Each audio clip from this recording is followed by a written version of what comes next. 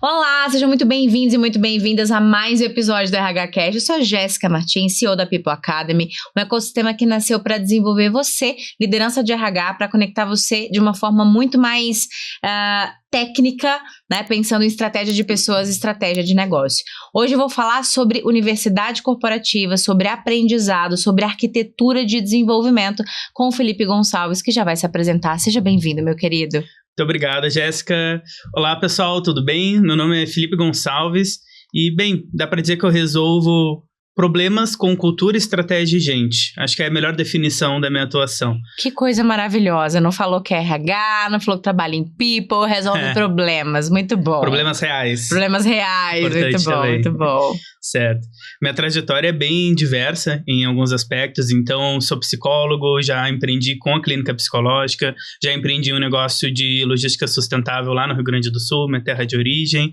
Hoje eu estou como liderança de RH Falei RH, poxa, mas é RH Cast, né? É verdade, não tem como não falar. Tem, mas liderança de RH com foco em desenvolvimento humano e organizacional na Atlas, empresa de tecnologia com 400 pessoas, atuação internacional e um desafio bem específico, né, com um público de cliente bem específico. Muito bom, Felipe. Para a gente entender um pouco o que a gente vai falar tecnicamente aqui, traz um pouco de contexto do desafio do negócio para a gente plugar em tudo que a gente vai construir aqui nesse episódio. Perfeito. Jéssica, a gente tem uma empresa que cresceu muito rápido nos últimos 4 anos e com isso a gente tem um gap de desenvolvimento olhando para a performance do negócio. Então tem pessoas que estão muito preparadas, mas sem contexto cultural, que vieram de mercado, tem pessoas que não tiveram tanto preparo e acabaram deixando seu desenvolvimento de lado e hoje estão correndo atrás desse resultado. Tem pessoas que se desenvolveram junto com o negócio e estão entendendo o seu lugar no meio disso. Então, o nosso grande desafio hoje é fazer com que o negócio gere resultado através da performance das pessoas e fazer isso em um ambiente aculturado que está conectado com a estratégia final do negócio hoje. Então, é um desafio bem grande, né? E para isso a gente desenvolveu uma série de estruturas de educação corporativa que não estão desplugadas da estratégia, que eu acho que é o grande desafio que a gente tem quando está falando de educação corporativa, mas sim que olham para o momento do negócio, olham para os desafios. Então, literalmente, a gente sai do desafio que tem de OKR de cada área, a partir disso, entende o que precisa de competência para alcançar aquele desafio de talento e de cultura, e com isso desenvolve as estratégias de educação corporativa. Avaliando não somente budget, que muitas empresas olham somente para esse lado também, mas inclusive os talentos que a gente tem hoje e a estrutura para fazer o conhecimento circular. Olha que interessante o seu desafio e como ele é bem orquestrado. E o que é de diferente disso com relação ao mercado é que ele é bem orquestrado, mas o problema ele é um problema comum, né? Você falou que um dos principais objetivos, ou principal, é gerar resultado por meio da performance das pessoas. Então, ou seja, nada de novo na vida de uma pessoa, né? De uma empresa, de um RH. Em tese, é isso que a gente deve buscar. Resultado por meio da performance das pessoas. Inclusive, na metodologia que eu lancei essa semana no People Summit, eu falo que somos, como RH, estrategistas de performance organizacional. Então, eu acredito piamente que performance é o centro. Então, ok, até aqui um problema comum, embora muita gente não dá nome para isso. Beleza. Só que o que aconteceu? Vocês entenderam o que é um desafio, o que é um obstáculo para esse resultado acontecer, que é a questão da seniorização, da falta de aculturamento. O que mais? Seniorização, falta de aculturamento e nivelamento dos talentos. E nivelamento dos talentos. Então, identificou o quê? E adicionou uma cerejinha do bolo que o que não é negociável, que é a questão da cultura. Ou seja, dentro da cultura que se estabeleceu ou vai estabelecer. Então, isso é estratégia de desenvolvimento, gente, entende? Para onde a empresa precisa ir, olha o histórico da empresa, onde ela está, para onde ela precisa ir. E por meio disso a gente entende o que eu preciso fazer. Qual é o obstáculo que eu tenho para poder fazer isso aqui? O que eu não negocio? E aí a gente vai para o plano que é basicamente a base do nosso conteúdo aqui hoje, que é toda a arquitetura de desenvolvimento que você está construindo. É isso? É isso, e eu diria que a história começa até um pouquinho antes, porque não basta só a gente olhar para o que a gente veio construindo até aqui, para o momento do negócio. É importante entender o quanto a gente tem de visibilidade do futuro e fazer análise de mercado para entender as ameaças que podem vir no meio disso e e foi esse caminho que a gente fez. Então, juntou todas as diretorias para desenhar o plano até 2030, quebrar isso em 2025, que é o ano que a gente está aqui, que vai ser necessário, olhar para a nossa força de trabalho hoje e entender o que falta, o que a gente já tem de sobra, como a gente pode redistribuir e que pessoas, inclusive aqui dentro, a gente tem que podem ser referência para essa estratégia de seniorização. E aí, a partir disso, indo do macro para o micro, é que a gente conecta a estratégia do negócio com uma estratégia robusta de desenvolvimento que no final dê ROI, que no final o CEO sente e fale, pô, tô vendo o resultado disso. Que é isso que a gente busca, né? Porque se não existe a visibilidade com... como eu posso dizer, com consistência desse trabalho, as coisas tendem a não ganhar tanta força, né? Principalmente quando a gente está falando de cultura e cultura de desenvolvimento. Então, essa conexão tem que estar muito bem feita, isso tem que estar muito bem mostrado dentro da organização, com uma estrutura de patrocínio, que foi um dos pontos que a gente olhou muito também. Quem são os stakeholders principais que vão patrocinar esse projeto para que as coisas fluam. E você falou de dar ROI, né? E eu não vou dizer que é inviável, que é impossível, mas vou trazer uma pulga atrás da orelha, mas é complexo a gente conseguir medir um resultado que realmente mexe nas linhas devidas, né, financeiras de um negócio, quando a gente faz uma estratégia de desenvolvimento isolada. Né? Então, um programa de treinamento aqui, um programa de sucessão ali, um desenvolvimento ali, paga não sei o que lá para não sei quem, isso não é sustentável a ponto de dar um resultado que é tangível e vai ser percebido, né, por quem realmente precisa perceber. Então, o que a gente está querendo trazer aqui, aí eu quero que você comece a contar, Fê, é como você montou a arquitetura, do que ela é feita e como ela é contínua, que esse é o principal ponto aqui da nossa conversa. Legal. Como eu falei, a gente olha para a estratégia macro, depois olha para quais são as competências, quais são as pessoas e os talentos que a gente vai precisar desenvolver para chegar nela, mas tem um ponto que perpassa isso, que é a jornada das pessoas. Uhum. E mapear a jornada do colaborador dentro dessa estrutura nos ajuda a entender quais indicadores a gente vai mostrar para o ROI e onde inserir a educação de forma contínua, porque se for pontual, a gente sabe que logo mais aquilo dali vai cair por terra, né? E se a gente não medir de uma maneira que mostre o resultado do negócio, também perde patrocínio. Então, o que a gente fez? Entendeu? E aí, só dando... pegando aqui como check. Então, esse é o próximo passo, a gente poderia dizer isso? Então, entendendo a estratégia do negócio, o que te impede de chegar lá, o que não é negociável, para começar a montar a estratégia, a gente precisa começar a olhar para a jornada, entender onde nessa jornada a gente tem oportunidade de desenvolvimento. É isso. Exatamente. Legal. E algo que é muito interessante é associar com os próprios momentos de avaliação de desempenho da empresa, porque é uma forma da gente conseguir cruzar as competências que a gente focou em desenvolver para, de fato, conseguir mostrar esse resultado. E também entender quais vão ser os momentos de falar de desenvolvimento. Por exemplo, normalmente depois de uma avaliação de desempenho, a gente vai falar bastante de PDI. Quando a gente for falar de PDI, é um grande momento de trazer mais visibilidade para a estratégia do negócio. E a estratégia do negócio olhando para a educação corporativa, né? Quando a gente está virando ciclos também, por exemplo, virando ciclos de quarter, é um bom momento para que a gente consiga trazer para público o mapeamento de competências, que foi um dos passos que a gente teve. Olhando para essa estratégia do negócio, dentro disso, existe essa caixinha das competências do negócio. Então, a gente olhou para essa estratégia, olhou porque ia ser necessário, e a partir disso desenhou as 7 principais competências que todo mundo deveria ter em níveis diferentes na organização. Que alavanca o negócio. Que alavanca. E distribui isso, inclusive, com algumas práticas de gamificação dentro da empresa, para que esteja no dia a dia. Então, é um híbrido essa estrutura de programa de mentoria interna, com contratações externas para alavancar e tocar em tópicos sensíveis, que às vezes se o RH toca, pode ficar fragilizado dentro da organização, com ativações práticas de gamificação no dia a dia. Algo muito legal que a gente fez, inclusive, foi um baralho estilo tarô, com cartas diárias conectando as competências com desafios e algo mais divertido para o dia a dia, com grupos de comunidades de práticas, onde a gente pega um eixo temático, por exemplo, Elasticsearch, então tema técnico de tecnologia, e traz pessoas referência da organização para organizar grupos mensais de estudo e de desenvolvimento de soluções a partir disso. Isso tudo nos ajuda tanto a ter continuidade quanto a conseguir demonstrar o ROI. Então, revisando algumas iniciativas, práticas de gamificação que possam estar no dia a dia das pessoas, uma estrutura de universidade corporativa e olhando para a LMS, também que possa ter conteúdos assíncronos para facilitar onboard, facilitar a reciclagem, comunidades de prática, onde pessoas referência da organização olham para temas técnicos e práticas que podem pôr no dia a dia dentro do negócio, programa de mentoria interna, tudo isso faz parte dessa estrutura. E, claro, é importante entender a estratégia de lançamento também, o que a gente traz antes, o que a gente traz depois, em quais marcos na jornada do colaborador a gente vai trazer. Tem o exemplo do checkpoint, por exemplo, é um bom momento para isso. Então, isso é um pouquinho do que a gente olha quando está falando de educação corporativa. Pensando em indicadores, né, quando a gente fala de estratégia, a gente tem que entender onde nós estamos e para onde nós vamos, né?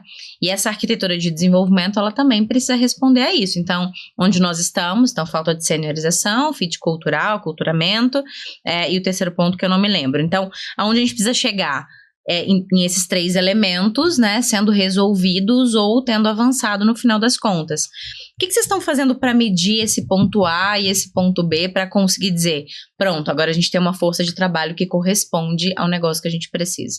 Boa. Tem alguns pontos que a gente consegue olhar. O primeiro, talvez o mais simples, é na própria avaliação de desempenho. Então, entender quais competências que estão naquela avaliação e de cada colaborador foram trabalhadas no último ciclo com iniciativas de desenvolvimento e na hora de calibrar e na hora de ver o resultado daquela avaliação, conseguir ver quais competências foram atingidas pela estratégia de desenvolvimento e qual foi o comparativo delas de um ciclo para o outro. Por exemplo, se tu tem uma competência X que estava em 2 e na próxima avaliação estava em 4, e tu acompanhou o desenvolvimento dessa pessoa, tu consegue mostrar uma correlação. Isso é sustentado por uma métrica interna que a gente tem evoluído. Iniciou como uma avaliação de impacto, ou seja, da pessoa e da liderança. Finalizei um investimento educacional, né? Eu avalio o quanto eu entendo que aquilo impactou na minha jornada e 60 dias depois a minha liderança me avalia com a mesma pergunta para entender o quanto aquilo impactou na minha jornada. Isso foi o nível 1. A gente entendeu que ainda existia um certo nível de subjetividade com isso. E aí a gente trouxe um recorte de competências. Então, isso inclusive ajuda a defender investimentos. Vamos investir numa trilha de seniorização para PMs dentro da empresa, contratada. Então, é um valor que vai sair financeiramente falando. Antes de iniciar isso, a gente alinha tanto com os participantes quanto com as lideranças quais são as competências-chave que se pretende desenvolver. Então, de 1 a 3 competências, nunca passa disso, porque aí fica mais difícil também de tu acompanhar, fazer esse elemento junto com as BPs responsáveis da área, e isso fica registrado.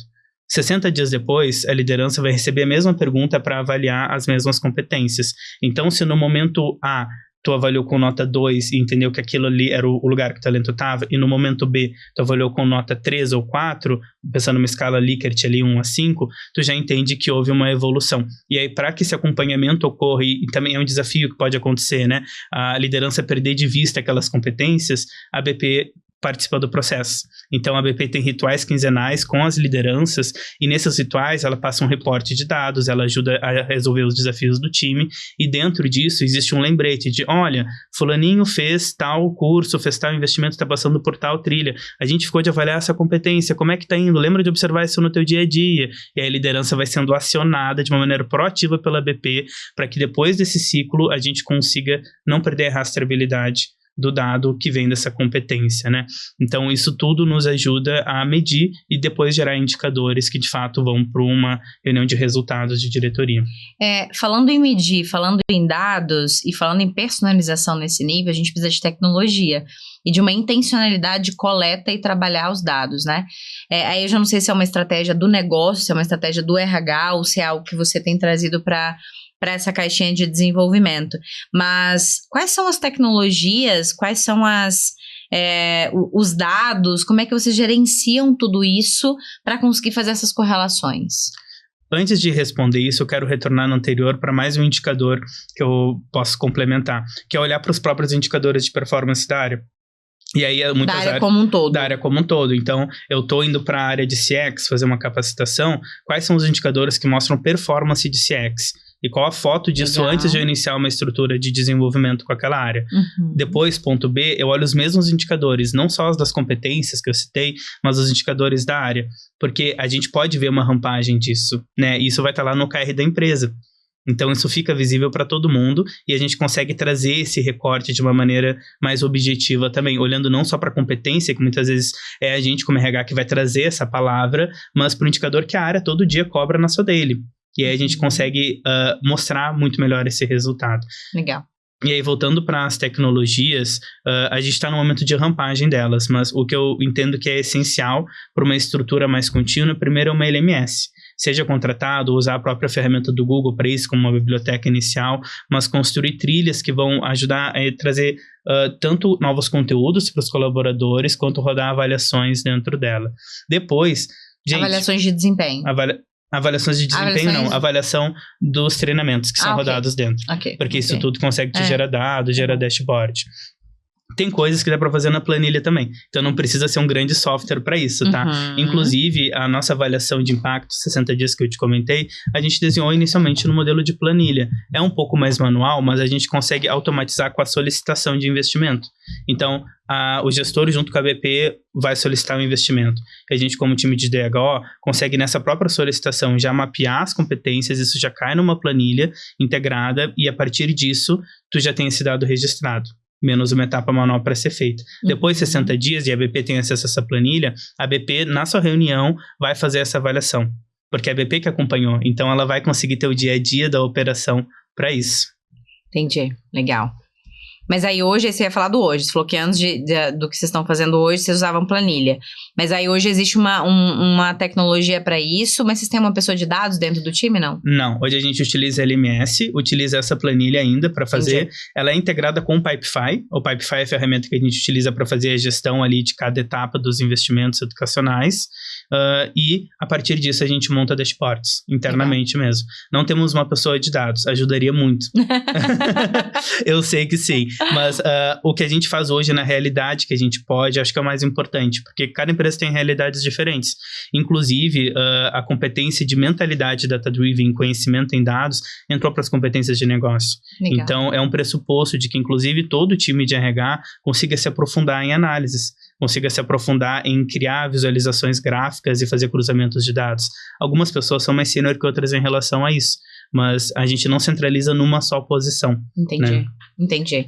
E eu quero reforçar aqui, né, você falou das BPs e eu quero te ouvir sobre esse modelo, porque eu entendo que para a gente de fato ser um RH, um estrategista de performance, que é parceiro, que lidera negócio junto com as outras lideranças, que desenvolve essa liderança na ponta, no dia a dia, é fundamental o papel da BP. Sim. É necessário existir uma estrutura com BP. Ainda que exista uma evolução desse modelo ao longo do seu tempo de vida como RH, como negócio, né? Mas é importante ter alguém lá na ponta, porque a gente tem que entender qual que é o problema de gestão que a gente vive. A gente sabe que é um problema crônico, né? Liderança é um problema crônico. As pessoas são contratadas para esse lugar sem estarem devidamente preparadas, elas são promovidas para esse lugar sem estarem preparadas, ela não tem um sistema adequado para conseguir liderar, às vezes ela não tem o time necessário para liderar, ela não tem um conhecimento. Então, assim, o nível de densidade desse talento como liderança em grande parte das empresas é muito baixo. Se não houver uma BP, uma pessoa de RH que está constantemente falando com essa liderança, assessorando, ajudando, a probabilidade de você ter sucesso no alcance da maturidade dessa liderança é muito pequeno. Né? Não sei se você já trabalhou em estruturas que não tem BP, mas você consegue ver essa diferença na tratativa do desenvolvimento da liderança? Consigo. A BP é essencial para esse desenvolvimento se tornar escalável. Uma analogia simples e poderosa disso. Se a organização é uma árvore que quer dar frutos, a BP é a seiva. A BP vai andar Você nem é BP, né? Nem tá falando do seu lugar, né? Mas eu atuo como BP também. Entendi. Eu estruturei o time de BP lá. Legal. Então, passei por esse processo todo de estruturação e desenho, e tem um duplo chapéu ali de BP do nosso time de produto. Legal. Mas a BP é seiva. Então, ela vai fazer com que os nutrientes cheguem na ponta, ela vai circular por toda a árvore, por toda a organização, vai até as raízes, pegar o que existe lá também e trazer o que tem de melhor para o crescimento dessa árvore. É isso que a BP faz. E isso serve para ajudar as pessoas a serem do outro lado. Quando a gente está falando de ser do outro lado, a liderança estava no ponto A, dificuldade de desenvolver o time, dificuldade de fazer a gestão dos próprios processos que têm dificuldade de demonstrar resultado, a BP entra e diagnostica isso no micro, porque estratégia de desenvolvimento é no macro, né? E a BP é o micro que tem dentro disso. E junto disso faz o processo também de coaching com a liderança, de mentoring muitas vezes também, de trazer o que é uma boa prática de gestão de pessoas, ajuda inclusive a construir indicadores, né? O desenvolvimento de BP que a gente fez passa por esse lugar, de olhar para a área, olhar para o resultado que a área tem que entregar e junto com a liderança sentar e quais indicadores do negócio a gente vai construir. Isso também faz parte do papel da BP. Isso nos ajuda a ser mais estratégicos, né, enquanto business partners. O que você usa hoje de ferramenta, de práticas de desenvolvimento para inspirar quem está nos ouvindo, né? Porque às vezes a gente se concentra muito numa forma única, né? Seja treinamento, programas, enfim. Mas tem muita abordagem para a gente conseguir tornar esse desenvolvimento contínuo. E nesse nível, eu não estou dizendo de personalização, mas dar opções para a possibilidade de desenvolvimento. O que vocês usam hoje dentro da arquitetura? Legal. Tem duas bases que ajudam muito e eu vejo sendo atuantes em praticamente toda a organização. Possibilidade de atuar. Primeiro, 70-20-10. Que é aquele feijão com arroz que funciona, né? Então, a gente vai procurar, de fato, ter 10% de aprendizagem teórica, 20% de aprendizagem social, e aí já fazendo a legenda teórica, curso, né, workshop, coisas assim. Aprendizagem social, quando a gente cria grupos de mentoria, quando a gente cria comunidades de prática, e 70% de aprendizagem on the job, vivencial. Isso dá o desafio certo para a pessoa certa. E a EBP ajuda muito também. Porque ela entende do talento no micro e ajuda a liderança a definir, por exemplo, na estratégia, qual desafio ela vai dar para cada pessoa. E esses desafios podem entrar como uma estratégia de desenvolvimento. Aí conecta com o PDI, conecta com a avaliação de desempenho da pessoa e com o resultado da organização. Então, olhar sempre para esse equilíbrio 70-20-10 é show e segmentar por personas internas. Claro que cada organização vai ter uma maturidade nisso, mas pelo menos tu segmentar a partir do pipeline de liderança, o livro do Rusharan, já ajuda muito. A gente fez esse desenho. Então, existem iniciativas de desenvolvimento que são essenciais. É o primeiro nível, essencial para todo mundo.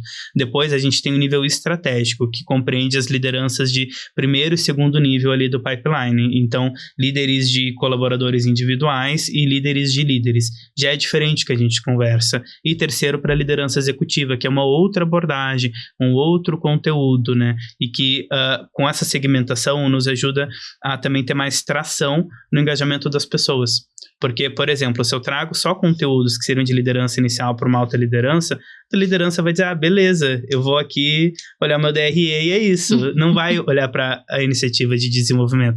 E se eu trago uma linguagem que às vezes vai ser mais direta ao ponto com algumas questões, né, olhar muito mais até para indicadores, para resultado financeiro, que é o que a gente traz para uma alta liderança, para a base da empresa, talvez não vai conseguir colar tanto isso com o propósito interno que ela tem. E aí ela vai perder o valor daquele desenvolvimento. Porque o desenvolvimento também é sobre o propósito, né? Propósito é uma palavra muito desgastada hoje, mas eu entendo como o que faz eu sair da cama, junto com a motivação, e o que conecta o que eu melhor tenho para oferecer para o mundo, onde eu posso contribuir. E todo mundo precisa disso. Legal, muito bom. Para a gente encerrar, quem está nos ouvindo aqui e tem ações pontuais de desenvolvimento, eu quero muito que eles saiam, que essas pessoas saiam daqui com a consciência, o entendimento de que ações pontuais não correspondem e não ajudam na alavancagem do negócio. A gente precisa de uma intenção, de uma estratégia, de uma arquitetura para conseguir responder a isso. Então, dado esse primeiro conhecimento e insight, está estabelecido. Dado isso, por onde as pessoas deveriam começar? Quais são suas dicas nesse sentido? Boa. Primeiro, comecem pela estratégia do negócio. Entender qual é o momento do negócio, para onde ele quer ir, olhem para a estratégia de cada área a partir disso e olhem para o time que se tem hoje e o time que se pode ter amanhã. Olha para força de trabalho. Força de trabalho. Falei de um jeito mais poético, né? Não, eu tô só reforçando, Só falei de outro jeito, mas só pra reforçar. Você falou, olha pra isso, eu falei, olha mesmo, foi tá, isso, eu vou até repetir, né? Mais direto ao ponto, é bom isso. Primeiro, pessoal, olhem pra estratégia do negócio. Para onde esse negócio quer ir? Qual o valuation que ele quer ter? Quais são os objetivos principais que ele busca? A partir disso, quanto tempo a gente tem para desenvolver essa estratégia? Isso é importante também. E depois, qual a nossa força de trabalho? O que a gente tem hoje, o que a gente precisa ter amanhã para atingir esse objetivo nesse tempo que o negócio espera. Com isso, a gente olha para os recursos. Então, quais recursos eu tenho? Tenho recurso financeiro, mais ou menos recurso financeiro. Tenho pessoas que já estão mapeadas ali como referências de conhecimento. Conhecimento diluído, né? Conhecimento diluído. Pô, a gente perde muito conhecimento diluído na organização. Pessoas que poderiam ajudar muito a alavancar e, inclusive, acabam sendo desestimuladas a isso. Né? Então, olha para o que a gente tem hoje de recurso e a partir disso desenha essa estratégia, sempre colando todas as iniciativas com o objetivo do negócio, com o que precisa ser feito para chegar lá. Então, se eu tenho um objetivo e eu preciso seniorizar os meus times, eu vou colar minha iniciativa com a seniorização. Por exemplo, um programa de mentoring super cola com seniorização, tanto de quem é mentor quanto é mentorado. Né? E a partir disso, ir desenhando essa estrutura. Muito bom. Quem quiser continuar falando com você, quiser aprender com você ou fazer um bench, te encontra, qual que é o melhor caminho? LinkedIn? LinkedIn e Instagram. Tá. Você quer falar pra gente? Para as pessoas conectarem? Pessoal, pra gente continuar conversando, podem se conectar no Instagram, fala.felipeg, lá o meu @, e no LinkedIn, Felipe S. Gonçalves. Vai ser um prazer continuar trocando e aprendendo também, né? Porque, como meu avô de 95 anos disse semana passada pra mim, a gente tá na última fase da nossa vida e a gente ainda tá aprendendo. A gente aprende até morrer. Que lindo! Então, que lindo! É linda, uma mensagem que eu peguei pra vida e compartilho com vocês também. Quero aprender com quem tá aí do outro lado. Muito bom. Fê, eu queria te aproveitar aqui, né? Você que é uma pessoa que faz parte do nosso ecossistema há menos de um ano? Menos de um ano. Menos de um ano, mas enfim, já fez HRTF várias vezes, fez mentoria comigo, faz ainda, né, mentoria comigo, veio no People Summit, já foi palestrante, né, foi palestrante nessa edição, tá aqui com a gente agora no RH Cash. Eu queria que você deixasse de forma muito genuína, assim, para as pessoas que estão nos ouvindo agora, qual que é a sua percepção sobre o ecossistema People Academy, assim, o que é pertencer a esse ecossistema? É o melhor ecossistema possível de RH, falo do coração. Não puxa saco, não. Não é puxando saco. Pra você falar. Tô brincando. Gente, super genuíno. É o melhor ecossistema de RH que tem no Brasil. Porque consegue juntar conhecimento técnico e pessoas referências com profundidade, que é difícil da gente ver muitas vezes em alguns ecossistemas, e pessoas dispostas. Eu acho que isso vem muito da tua postura. O exemplo vem da liderança, né? Então é a liderança dessa comunidade.